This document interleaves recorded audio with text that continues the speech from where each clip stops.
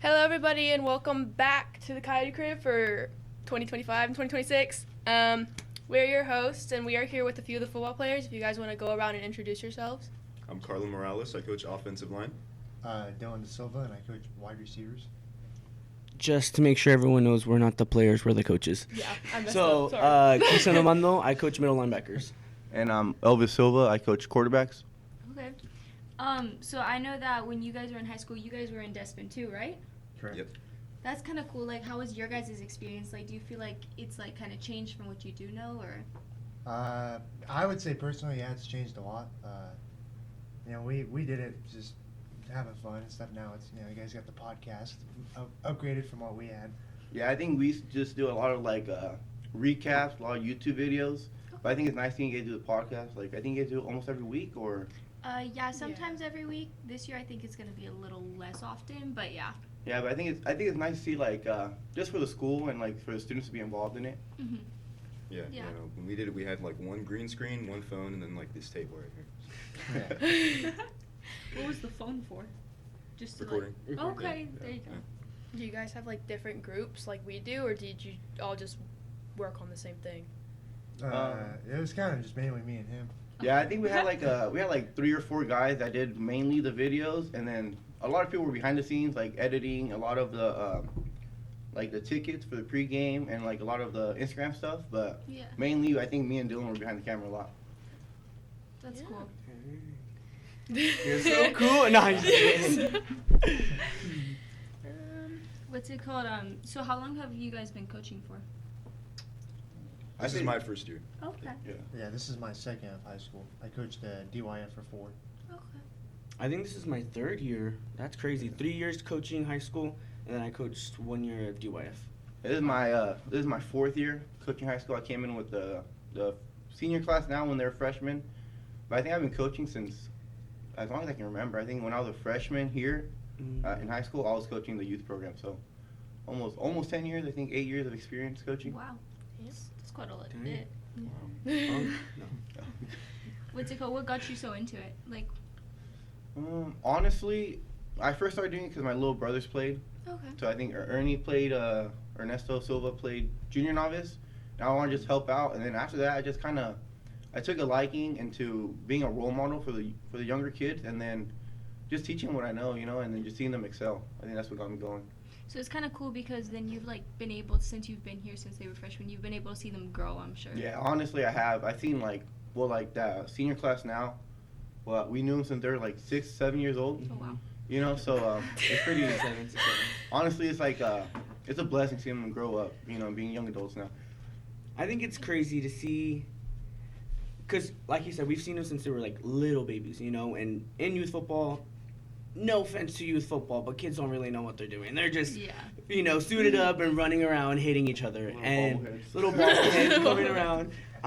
But it's cool to see them now actually know technique and have the heart and the effort to, pursue whatever they want, if they're trying to go for a section title, then let's do it. Let's put the work in and let's get that section title, So it's fun to see their want, to win. Yeah. It's like they're more motivated now, Mm-hmm. That's awesome. Bondo, you were a part of the team when they did state champ, or they won state champ, yeah? Yes. Actually, all of us were. Really? This whole Yeah. crew right That's here. awesome. Uh-huh. What was that like? It was crazy. I think we from the very beginning of that season, we knew what we wanted. We had goals in mind, individual and as a team, and together we just pursued the goals. We pushed through. We worked hard in the weight room, practice, and then it showed up in the game. So it was pretty cool to see all of our work finally be rewarded at the end of the season. And to add on that, all 4 of us or 3 of us were sophomores moving up to varsity, and we didn't have a great season. We went 2-8. So I think the following year we just like you said, we just want to work for something. I guess we were so used to winning that when we had a losing season, we're like, hey man, we got to step it up. We got to figure out what we want to do here. That's awesome. So it's part of you guys was since the season wasn't as good that year, it was it made you want it more, pushed you harder. Yeah, because honestly, our 8th grade year, we won Super Bowl with the DYF, and then freshman year, we went undefeated. One league went undefeated, so we had high expectations for ourselves, and then just getting punched in the mouth, going 2-8, just kind of like gave us a reality check, right? And I give credit to the coaches because a lot of times they were saying, "What do you want to be remembered for? Like, what's your legacy here?" I think that really stuck with us because, like I said, like we want to be remembered. We want to be the team that did it. You guys understand? Yeah. Yeah. I definitely get that.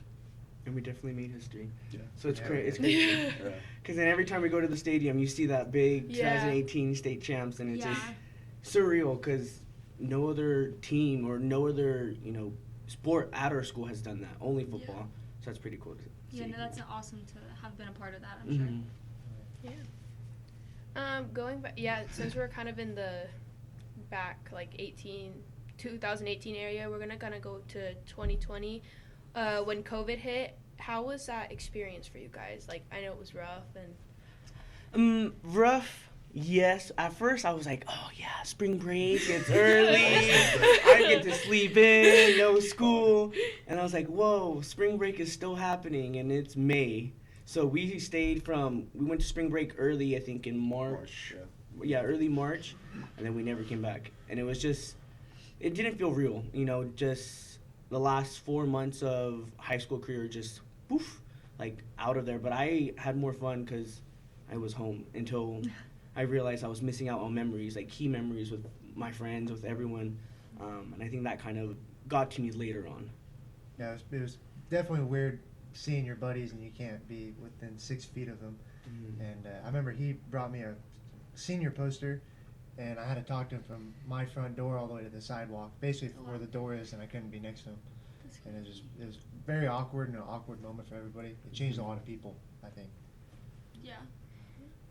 So that, I'm sure that was like really rough because like that's your senior year, so I feel like that's the most like memorable year of high school, you know, so yeah, I can imagine. I'm just happy that we got to finish football, because the only sport that we didn't get to finish was the spring sport. Okay. So we got our main one out of the way. So Yeah. that was good. That was good. Yeah. Spring sports, I think I'm remembering from our last podcast with you, Wando, you were talking about boys volleyball. I can't remember if you said you like started that or you were a part of like. So me and my friends Jacob Llewellyn, Jesus, and Ramiro, we started the boys volleyball club our junior year, and then our senior year it finally became an actual official sport. But COVID happened, so we had like 2 games, and then we were done. And then that was the sad part because we were like really excited for that because that sport was just gonna be like a fun sport, just to try it out, something new. And I think we were pretty good, honestly. Like we knew each other, we had chemistry, so everything, setting the ball, hitting it, like everything was good for us. And then COVID happened and we couldn't really go on.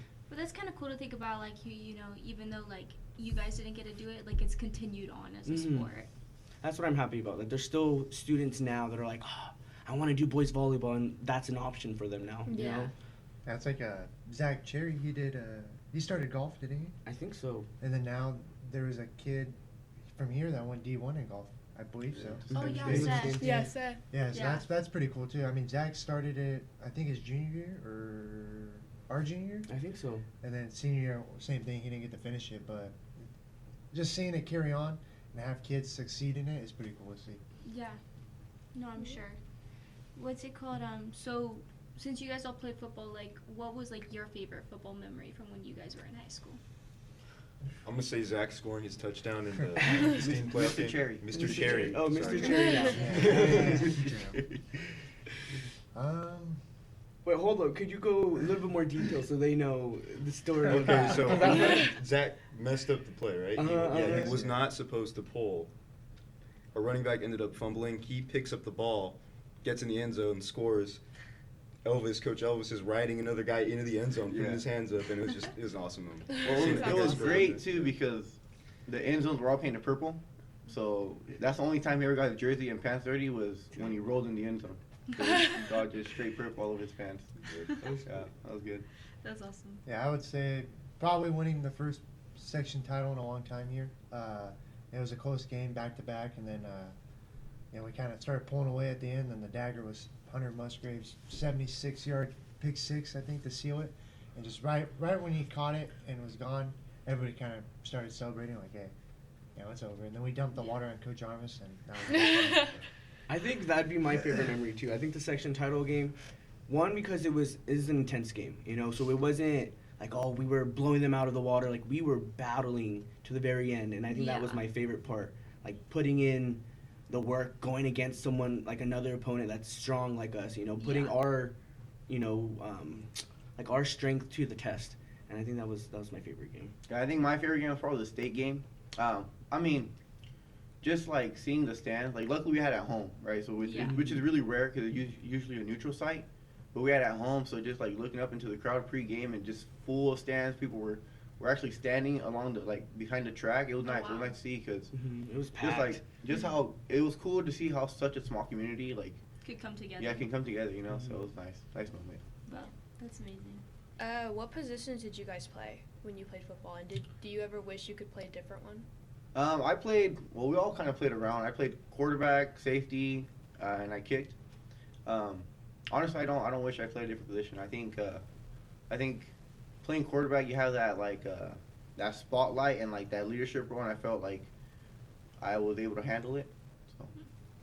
I played center, long snapper, and middle linebacker, and I really enjoyed my roles. I think all of us, I speak for everyone. I think we all knew our role and what positions we were, and we played it all well. You know, we wanted to master whatever skill we were, whether that was quarterback, lineman, running back, corners, or whatever position we were in. We knew that was our position, and we were going to be the best at it. So that was, yeah. So I wouldn't change mine. I played running back and corner, and no, I don't wish I played a different position. We had, especially getting to run behind these two guys, and then Elvis as my quarterback. It was awesome, just to have that moment with everybody, and then when we would score, turn around and everybody would celebrate and see everybody all excited. It's just, I wouldn't change it for anything. Yeah, I played guard and defensive end, and I don't have any complaints. I loved it. 2 times. 2 times. That's Mr. 2-time small school guard of the year, man. Thank you. So like, is it cool like being able to see like, you know, like now that you're like coaching, you know, and you're not playing anymore, but is it cool being able to like help other students like do what you guys did, you know, fall in love with the sport like you guys did? I think for sure, especially this season in particular, like I can see myself in Deegan Butler or in Connor Hart when they play middle linebacker. Yeah. The way they do it, they play that position well, and I'm happy to be able to give them my little tips and tricks that I learned just me playing, you know, not Yeah. being coached, or even the ones that being coached from other people. And I think it's just cool to see them succeed too. I really enjoy it. Yeah, I would agree with what he said. Just seeing those kids, the fire in their eyes, you could tell they want to win the section title. They remind me of ourselves. Mhm. They're just very hungry, want to win. They want to bring a title here again. They're tired of everybody always doubting us. You know, they want to be great. They just want to end their high school career with being great. And those kids could be, you know, I think they could be as good as us. Following up with that, how do you connect with your players on a personal level while still keeping it like holding them accountable for what they like? If they were to mess up in a game, how do you like make sure they're okay, but also kind of hold them accountable for what they did? I think it's just like I feel like since we're like the younger guys in the group, I feel like it's easier for us to connect with them. And like I said, I have a younger brother there, so just watching them grow, I think we have that level of respect toward like if we tell them something, like they're gonna do it just because they respect us as I think coaches and just as people in general. I think also as players, a lot of them have seen like our film, and they understand that we went through the exact same thing that they're going through. You know, we went to practice those long summer days. You know, practice at the end of the day, and we did it all. You know, and we succeeded too. So I think they look up to us in that sense. Like they know that what we're saying is legit. You know, we're Yeah. telling you guys this footstep or this footwork, or we need to be here for practice and put in our effort because it will pay off later. And they realize that, you know, like, oh, okay, what they're saying is truth because they've done it themselves. Yeah, And it's we're not like going to ask them anything that we haven't done ourselves. Yeah. Mm-hmm. And I think too, like Elvis said earlier, just coaching them from such a young age, and you know, when we would play, we would turn around, there'd be like 5 of the youth kids, and it's all 5 of them in the back, like Seth and them. You know, they would all be messing around, but when we ask them, you know, they respect us enough. We've done it. You know, they know like if we want to be as great as these guys, we got to do what you know they did and better. Yeah, it gives them like a different level of respect, I guess, Yeah. because they know, like, you know. And I think too, because a lot of them, like he said, they were in DYF. They watched us what we played, and I think a lot of them were at those home games where the stands were packed. At the state, the halftime tunnel, stuff, yeah. the halftime tunnels, being on people's shoulders, like they were there, and now they're getting to experience that as the player part, not Yeah. necessarily the fan, but the player, and seeing the community come together for them as well. So I think they see that part too. And that's kind of a cool experience too, that they gotta like watch their coaches play, and that's kind of cool about Daenerys, is that like it's such a small community that everyone knows each other so Mhm. personally. I think that makes it like so much more special. I agree. We're better like that. I think so. I think Yeah. that's our main strength compared to other schools, is that we are such a small community that we have people like random people out in the town like, hey, good game on Friday. Yeah. And I don't know who they were, but it was cool to just hear someone like, Yeah. 72 or number 8, like you guys rocked. And I was like, Yeah. oh yeah, little chip on my shoulder. Going off of that, like especially what we do during homecoming when we do our parade, and Mhm. just going by like across the town, like you just see random people out there just waving. It's like, oh snap, like they know who I am, or like, oh, you had a great game. Like he said, you had a great game on Friday. It's like, dude, I don't even know who you are. Like, I don't know your name, but thank you, I appreciate it. Yeah. Dang, I didn't have a question ready. What is your go-to method for firing up your team before a big game? Personally, I would say I like giving a little speech. I felt like we had a couple memorable moments as a team when I would give speeches, but yeah, I think like going now, just something very short, with the kids, because I think they just sometimes need that little extra motivation. So Yeah, I think pep talks. yeah. Pep talks is the thing, especially Coach Silva's thing. He said he'll take a bullet for all of us, so don't worry. If there's a bullet flying, like he'll be there to take it.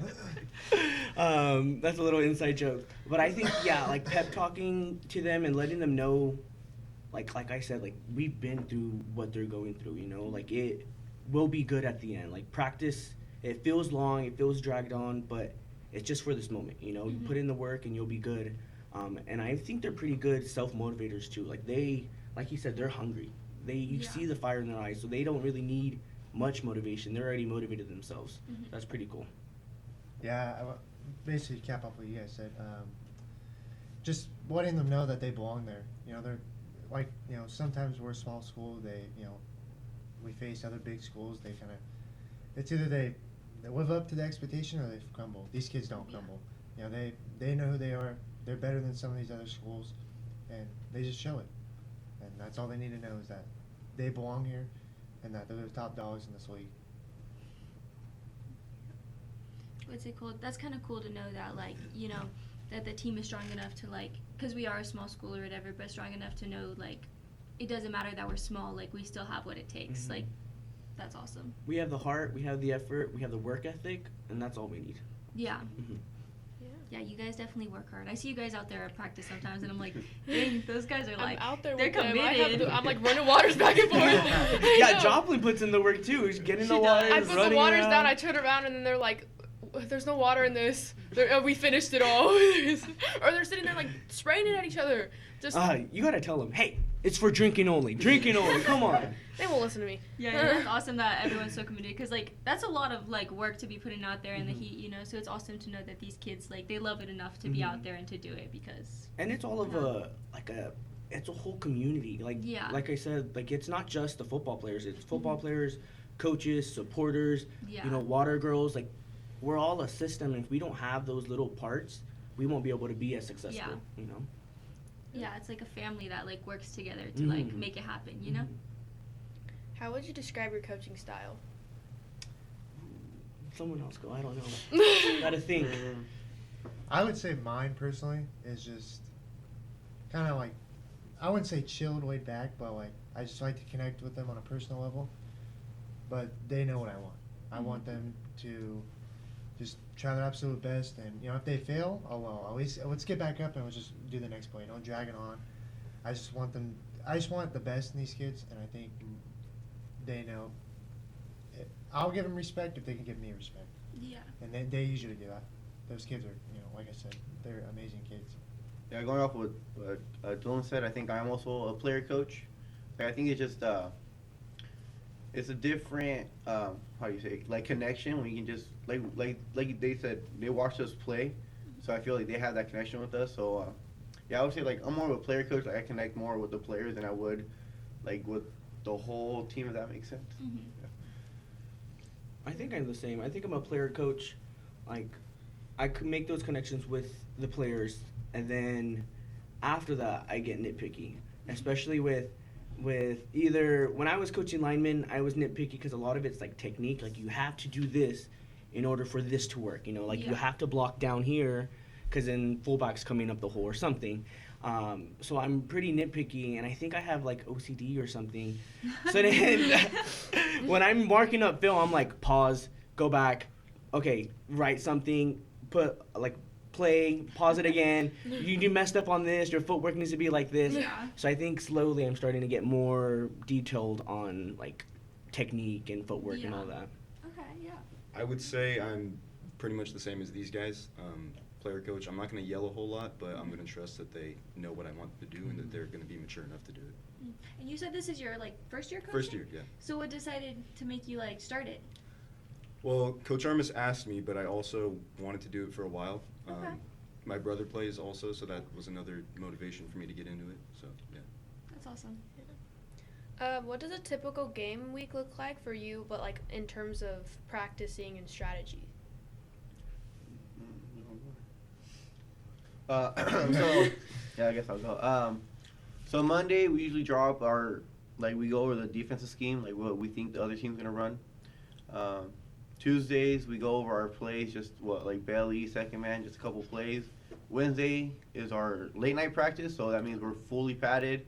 It's a full go. We're going to the ground. And then Thursday's our light day, just a special teams day. So we just do like kickoff, punt return, stuff like that. So I think I would say Monday, Tuesday is more like strategy wise. Like you're going Brain work. yeah, brain work, strategy, like run fit on defense. Offensively, we're going over schemes.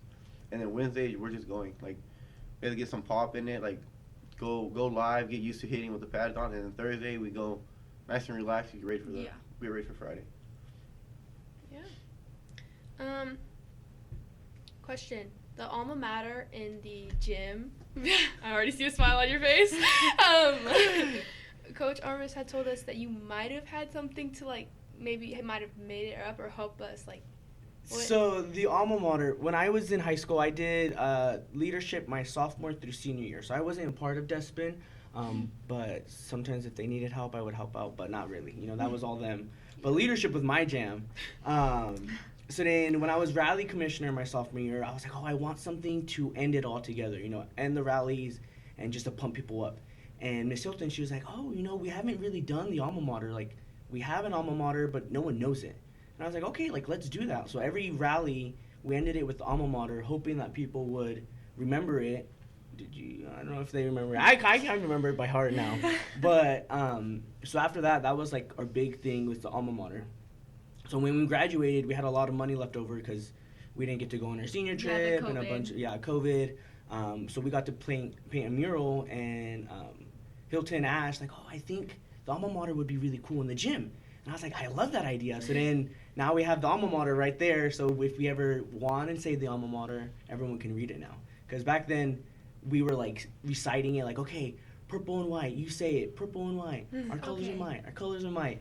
And they're like, after we kept saying it, they're like getting confused because we didn't have it like up on the board or something big like that. So now it's cool that we have the whole mural there. So, That's awesome. Little backstory. Yeah, when I first went into the gym, like the first time I was in there, that's the first thing I noticed. I was like, oh, what the heck? That's actually really cool. And I think we have a pretty cool alma mater too, like the saying and what the words say, like the description. I think it's like what a coyote is, like what a Denair High School coyote is. And like it's it pretty captures Denair. cool. Mm-hmm, it does. What's it called? Did you drop them? How do you balance winning games with developing younger or less experienced players? Ooh. I think it's hard because at the high school level, it's not like youth football. At the high school level, we're here to compete, so we will put out our best 11 players, whoever those best 11 are. Yeah. But we still want to develop the other people who aren't as knowledgeable of the football or experienced in football. So practice is a lot where those people will get that experience, Yeah. and if they start to develop more, like in games, we'll start swapping them out, and Mhm. slowly they'll get more playing time. Practice is basically the big time for them to develop. But we also don't want to hurt players, because if we're playing an intense game and we're like neck to neck, we're not going to put someone who's never played before Yeah. to try to win the game for us or something like that. Yeah. Because at the end of the day, safety is the main thing as coaches, making sure that our players are safe. And that's with like tackling form. If their tackling form is not good, we're not going to be able to put them in the game because one slip up, they can hurt themselves, hurt their neck and they're paralyzed or something. Yeah. So safety is always our main concern. Yeah, and then going back with developing them, I feel like JV is a lot where we develop kids. We have the younger guys, so it's freshmen and sophomores.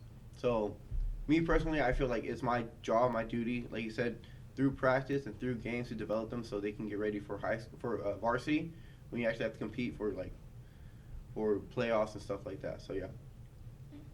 Do you guys do all of you guys coach? Is it like just JV you coach or just varsity, or is it kind of like a mix of both? We coach both. Okay. So yeah, so we'll do like 1 hour of practice with JV and then another hour of practice for varsity. Okay, yeah. So 1 hour JV will be either on offense or defense, and then varsity will be on the other one, and then after that hour they switch. And Okay. then, that's the full Watch 2 it hour all practice. go down. I do not. I was there one day. I watch it all go down because I'm like, oh, one of the cars are empty. I walk it over to the water, and then I just hear them do their little coyotes, and then they're walking one way, and I'm like, wait, Where'd the water go? Where's the water? Who has the water? I'm watching them all walk, and I'm like, where's that carrier? And I see one boy carrying it. I'm like, okay, cool. And then I have to bring this one over there, and then watch them switch. It's a whole lot.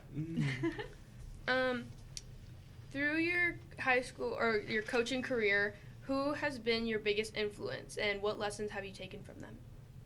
I think me, Coach Armis. Coach Armis has been my biggest influence since I was a player, because his brain is amazing, especially with football. Mhm. Like, I don't even know how his brain works, but he can, okay, everyone needs to block this way and to get this guy out, and, just seeing him, write it out on the board is so crazy. And one day I hope to be that knowledgeable in football where I can plan my own schemes or whatever. But, yeah, I think he's my biggest influence for sure. I would say Coach Moore is my biggest influence. So, a little backstory. He used to coach me for football. So, he coached me all 4 years for football. And then Coach Armis, Coach Moore, and his father would coach baseball. So, when I would play baseball, I think it was maybe 3 years they coached me. So, it's I was around them from June all the way till, April maybe, Yeah. late May. So, all year I was with them. And just, I feel like I reflect my coaching style off of him because he was a player coach as well. Mm-hmm. I mean, he was the youngest out of the guys at that time, so I felt like I was able to connect with them a little bit more like that. Yeah. Yeah, I would say that the same. I was around Coach Moore the longest because he was my coach, and me and him would always connect. Me and him would butt heads, and then then he would give me the soft side. But yeah, I would say Coach Moore, player coach. He's very knowledgeable. Yeah. I would say Coach Armis just because, like Christian said, he coached me, and also now that I'm coaching and I'm in there trying to do what he does, and he's seeing Yeah. stuff that I don't even see, it's crazy, and I just hope that one day I can be like that as well. That's kind of cool, knowing that you're kind of coaching alongside someone that used to be your coach. Yeah. I think it's really cool, honestly. Yeah. I think that's the biggest thing about having a small community is that Yeah. after we did our whole 4 years, and some years have gone by, and then we're coming back, and coaches that coached us, they reach out to us like, hey, I want you to come coach with us, and it's Yeah. at first it's a little weird, I don't know, I'm gonna be coaching with my coach, Yeah. we're gonna be colleagues type thing, I think it was weird, and then after I was like, oh no, let's just do it, and Yeah. realizing that as adults now, getting that bond with our old coaches, we have a stronger bond now, instead Yeah. of player to coach, now it's coach to coach, and we have that mutual respect with each other as well. So I think Yeah. it's pretty cool. Yeah, I think it's funny because we'll go to our meetings and stuff, and the coaches will call each other by their first names, and I'm so over here oh hey Coach Armis, oh hey Coach Moore, hey Coach Frog, I have a question, this and this and that. So I think it's just funny, we still have that level of respect with them. we'll never be on first name basis with them. I feel like, but like you said, it's just cool. Like, hey, like I'll ask coaches like, what did you see here, and then they'll teach. They're still coaching me to this day, so I think it's pretty cool.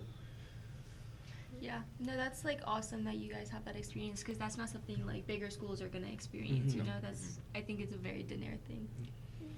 Because dinner. Because today. As much as I would love to stay in recording, Oh my gosh, it's already we're- been 30 minutes. yeah, I know. Though we had so much more time, I was ready to ask all these other questions. Our time has been Yeah, used so thank up. you guys so much for being here. I know it's early. Thanks for Yeah. having us. Yeah, Thanks for having me. we really appreciate it. Thank you Yay! for having us. Yeah. First It was an podcast honor. was great. Yeah, first podcast, guys. Yeah, woo, woo. We For the did whole it. year. And then we'll come back at the end of the season when we won. Okay, Yeah. got you. Yeah, When we'll we get ask- him. We'll get a first podcast again next year. Yes. And the year after. And after that. With section champs. Yeah, Yes. we'll section Yes, two. yes. Look forward to it. Mhm. Anyways, Okay, Joplin. just cut it.